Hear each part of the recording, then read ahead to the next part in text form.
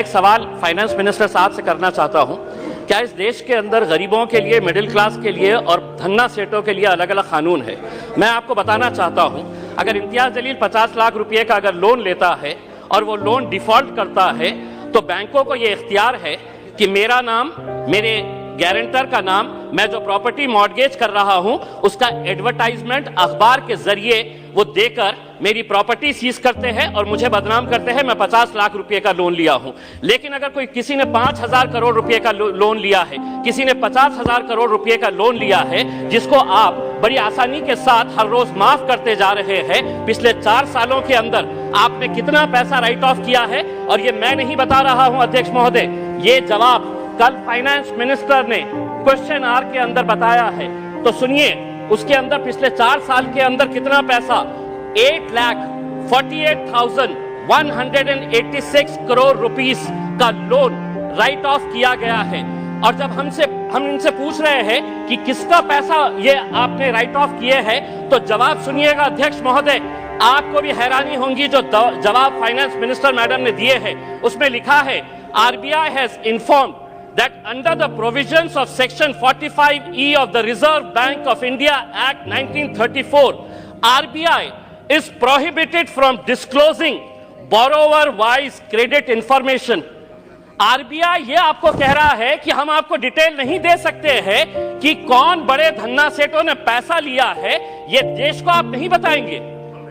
आखिर ये पैसा 8,48,186 करोड़ रुपीस आपने राइट ऑफ किए हैं। इसका जवाब आप दीजिएगा कि मेरे लिए कानून अलग कैसा हो सकता है, और जिन्होंने धन्ना सेठों ने पैसा लेकर कोई लंदन भाग गया है, कोई सिंगापुर भाग गया है, उनका नाम भी RBI नहीं बताएगी हमारी। कि मैं अभी सुन रहा था जगदम्बिका पाल साहब को, पाल साहब सुनिए, आप किसानों के बारे में कह रहे थे। मैं जिस क्षेत्र से आता हूं, देश का एक छोटा सा एक शहर है, उस क्षेत्र के अंदर, महाराष्ट्र के अंदर मराठवाड़ा एक छोटा सा क्षेत्र है, उस क्षेत्र के अंदर जनवरी से लेके नवंबर 2022 तक महज 11 महीनों के अंदर 940 किसानों ने आत्महत्या की है। मैं देश की बात नहीं कर रहा हूं, मैं सिर्फ मराठवाड़ा एक जो देश का एक छोटा सा हिस्सा है, कहीं ना कहीं आपकी कुछ नीतियां गलत हो रही है अध्यक्ष महोदय, कहीं ना कहीं आपकी नीतियां गलत हो रही है, वरना इन किसानों की मौत को आपने सिर्फ एक आंकड़ा बनाकर रख दिए हैं। 940 किसान अगर सिर्फ एक क्षेत्र से मर रहे हैं और ये कहते हैं कि नहीं हमने किसानों के लिए इतना किया है, तो क्या वजह है कि आज किसान अपनी जान दे रहा है? आप ये कहते हैं कि प्रधानमंत्री उज्ज्वला गैस स्कीम के अंडर में आपने 10 करोड़ लोगों को दे दिए हैं। आप ये आंकड़ा बताइए, कितने ऐसे गरीब लोग जो पहले हम भी मानते हैं, हम भी खुश हुए थे, हमने भी स्वागत किए थे कि ये लोग जब अलग अलग तरीके से गैस की जगह पहले लकड़ी के ऊपर, कोयले के ऊपर है तो अपना खाना बनाते थे, आपने गैस दिए, लेकिन कितने लोग अब दोबारा रिफिल करने के लिए जाते हैं? क्या ये सच्चाई नहीं है कि पिछले 7 सालों के अंदर, 7 साल पहले गैस के सिलेंडर का रेट 450 रुपये था, आज आपने उसको 1,080 रुपये किए हैं, और ये उम्मीद कर रहे हैं कि आप जितना पैसा एडवर्टाइजमेंट के ऊपर लगा रहे हैं कि प्रधानमंत्री उज्ज्वला योजना के ऊपर, वही पैसा अगर आप दे देंगे तो शायद इन गरीबों को फायदा होगा। अनएम्प्लॉयमेंट, आज बेरोजगार, ये आंकड़ा मैं नहीं बता रहा हूं, कोई मनगढ़ंत आंकड़े नहीं बता रहा हूं, centre for monitoring Indian economy इनके आंकड़े आए हैं। तो सुनिए फाइनेंस मिनिस्टर साहब, अनएम्प्लॉयमेंट रेट इन इंडिया अभी 8% के ऊपर आया है। 3 महीने का सबसे ज्यादा का आंकड़ा जो है वो अभी आया है।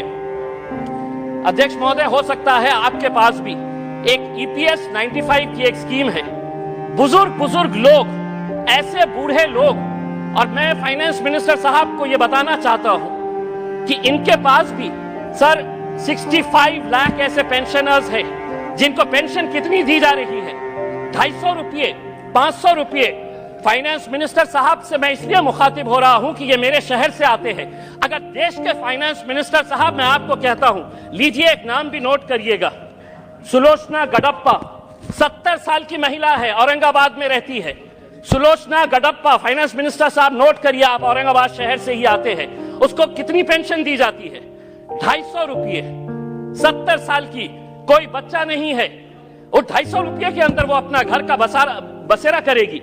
मेरा यह कहना है कि पेंशन स्कीम के अंदर आपके पास कितना पैसा है, वो पैसे से ईपीएस 95 के पिछले कई सालों से, और हर एमपी को इन लोगों ने खून से अपना लेटर लिखकर आपको निवेदन दिया है कि हमारे लिए कुछ तो भी करिएगा करके, आपके पास भी दिए हैं, आपकी भी फोटो छपी थी उसमें।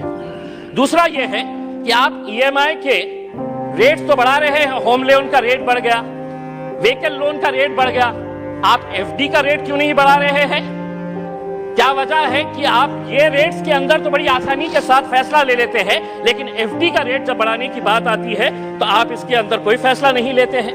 आप एजुकेशन के लिए पैसा मांग रहे हैं। मैं ये कहना चाहता हूं अध्यक्ष महोदय, अगर स्कूल में टीचर नहीं, कॉलेज में लेक्चरर नहीं और अगर अस्पताल के अंदर डॉक्टर नहीं, तो वो इमारतें किसी काम की नहीं है। अगर वहां पर अगर आपके पास फैकल्टीज नहीं है, और ये भी मैं मनगढ़ंत नहीं बता रहा हूं, आप ही ने जवाब दिया है, सरकार ने लिखित में जवाब दिया है, यूनिवर्सिटीज के अंदर, सेंट्रल यूनिवर्सिटीज के अंदर प्रोफेसर्स कितनी, अध्यक्ष महोदय, प्रोफेसर्स की कितनी वैकेंसी है? 6180 प्रोफेसर्स की वैकेंसीज है। आईआईटीज और आईआईएम्स, बहुत सारे बीजेपी के हमारे सदस्यों ने कहा कि देखिए हमारे राज्य के अंदर हम कितने आईआईटीज और आईआईएम्स बना रहे हैं। इमारत बनाने से तालीम नहीं पहुंचाई जा सकती है, उसके लिए आपको लेक्चरर्स की जरूरत रहेगी। आईआईटीज के अंदर 4502 लेक्चरर्स प्रोफेसर्स की वैकेंसीज है, आईआईएम्स के अंदर 493 वैकेंसीज है। दूसरा ये है एक बहुत अहम सवाल, 2015 के अंदर आपने प्रधानमंत्री आवास योजना शुरू की, हमने स्वागत किया, पूरे देश ने स्वागत किया कि हर बेघर को घर मिलने वाला है। और प्रधानमंत्री साहब का एक भाषण भी है जिसमें उन्होंने खुद ने कहा है, यूट्यूब के ऊपर आप भी देख सकते हैं, कि 2022 तक हम हर बेघर को घर देंगे। फाइनेंस मिनिस्टर साहब औरंगाबाद से है, 50,000 लोगों ने अप्लाई किया है पिछले 6 साल से। आज मैं पूरी जिम्मेदारी के साथ ये कह रहा हूं, एक सादा ईंट तक नहीं पड़ा है। बिल्डिंग बनाने की तो बात छोड़िएगा आप, सादा ईंट नहीं पड़ा। अध्यक्ष महोदय सिर्फ एक मिनट, एक सादी ईंट तक नहीं पड़ी है। दूसरा ये है अध्यक्ष महोदय, जाते जाते इस मुल्क को, हमने कल के दिन फाइनेंस मिनिस्टर मैडम कह रहे थे कि फास्टेस्ट ग्रोइंग इकोनॉमी है। हम आपसे ये पूछना चाहते हैं, अगर आप एक इतने बड़े माइनॉरिटी के तबके को अगर आप पीछे रखेंगे और आप ये उम्मीद करेंगे कि देश चलेगा आगे, हम क्या कहना चाह रहे हैं? आप हमारी प्री मैट्रिक स्कॉलरशिप बंद कर दे रहे हैं, आप हमारी मौलाना आजाद रिसर्च फेलोशिप आप बंद कर दे रहे हैं। आप ये सोच रहे हैं कि अगर माइनॉरिटीज को हम पीछे रखेंगे तो देश आगे बढ़ेगा। देश को हम भी आगे बढ़ाना चाहते हैं। हम चाहते हैं कि आप सभी का साथ और सभी के विकास के बारे में